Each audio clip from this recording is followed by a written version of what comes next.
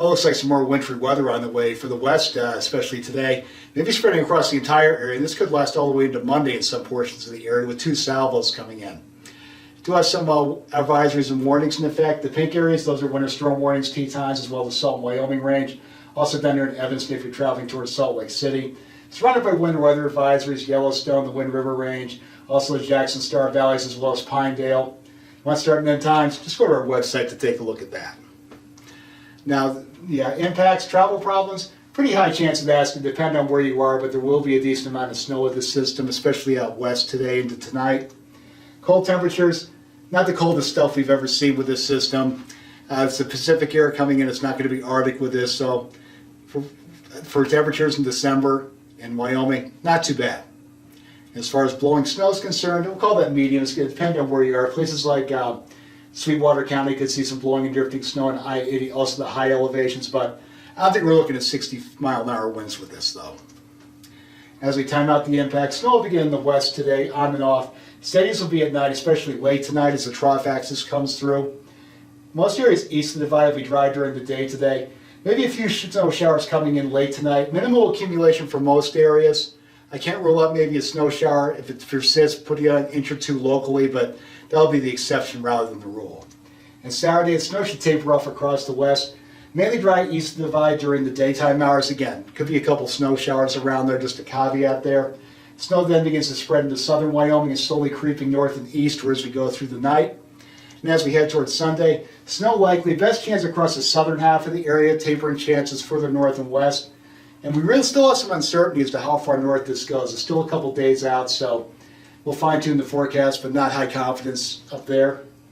And the low confidence in the snowfall amounts east of the divide, just said that, but some impacts to travel are going to be likely, especially the further south you go. And all of this should end as we head toward Monday night, with the dry weather returning for Tuesday. So the probabilistic stuff as we head toward the west, this is through Saturday morning, so this will be mainly out west. Most areas east of the divide probably won't see anything during this time frame, at least I'd say 2 to 4 inches across the valleys, at least 6 to 12 inches across the mountains out west. And if things set up right, the highest amounts, 6 to 12 inches across the valleys. If things set up right, maybe locally up to 2 feet here, 6 inches around Pinedale, maybe a couple inches along I-80. Now the area, all this up here east of the divide, this will be mainly if some snow showers or snow banding get set up. That means very localized. Most places might not see anything, but and very hard to nail down. Just be aware of that if you're out traveling and run into one of those. So our official forecast for out in the west, this will go again through Saturday morning, basically the timing of the advisories and warnings.